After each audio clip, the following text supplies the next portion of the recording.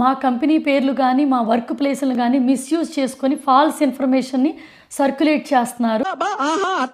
Interviews చాలా బాగా చేస్తారు, నేను ఎగ్రీ. కనీసం ఎదుటి వాళ్ళు మీరు క్వశ్చన్ అడిగినప్పుడు మాట్లాడడానికి ఛాన్స్ ఇవ్వండి. నువ్వు ఎంత కాకబట్టినా ఇక్కడ పడేవాళ్ళు మొత్తం స్టోరీ అనుకుంటా మధ్యలో మీరే చెప్పేస్తే నేనేం మాట్లాడేది. నేను ఊరికే నాకు చెప్పకు అట్లాడకు. ఇక్కడ ఒకటి చెప్తున్నాను రోషన్ గారు, రియల్ గా వీసా స్కాములు జరుగుతాయి. ఎదవకి భయపడాల్సిన అవసరం లేదు. చెప్పింది తన వర్షన్ ఏంటో చెప్పారు. అంటే క్లియర్ గా నాకు ఆ కంపెనీతో సంబంధం లేదు, నా హస్బెండ్ కంపెనీ.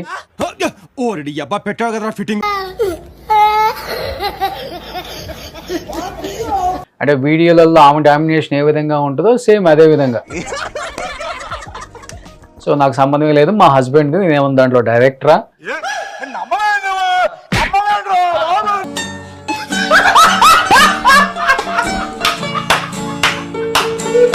నాకు అసలు సంబంధం లేదు కదా, అతను కదా పేమెంట్స్ తీసుకుంది, నాకేం సంబంధం.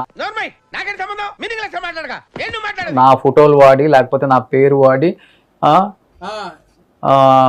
వ్యూయర్షిప్ తెచ్చుకునే ప్రయత్నం చేస్తుంది తెలుగు మీడియా.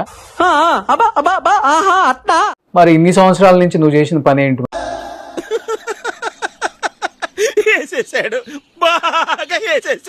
వీడియోలు పెట్టి లండన్ లో ఉండి తెలుగు ఆడియన్స్ ని, తెలుగు సబ్స్క్రైబర్స్ ని, తెలుగు డబ్బులే కదా తిన్నది. నువ్వేమో లండన్ డబ్బులు అని తినలేదు కదమ్మా.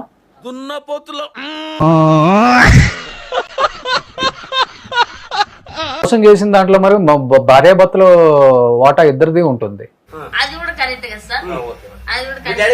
సో ఇప్పుడు తప్పు రుజువైన తర్వాత నా హస్బెండ్ కి, నా హస్బెండ్ కంపెనీ. మీరు నమ్మకపోతే నేనేం చేయాలి మాస్టర్? ఎంతమంది నమ్మారు? పార్ట్ 1 లో మాట్లాడేసి తప్పించేసుకుంది అక్కాయ్. అబద్ధం చెప్తే నమ్మేటట్టు ఉండాలరా.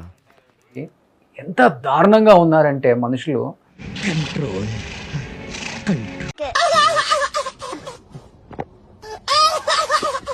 అంత సిగ్గు శరం లేకుండా తప్పు చేసేస్తున్నారు. అసలు నీకు అసలు సిగ్గు, శరం, బుద్ధి, జ్ఞానం, రోషం, పౌరుషం, మానం, మర్యాద ఏమైనా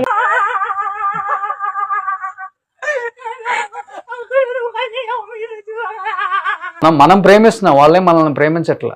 అడవులలో ఇట్లా పుట్టిరా ఏమరా మంచి మర్యాద. దొంగ సెంటిమెంట్లు వర్కౌట్ చేసి దొంగలు దోచుకున్నాడు దోచుకుంటున్నారు. ఎందుకు పుడతారో కూడా తెలియదండి మనుషులు కొంతమంది.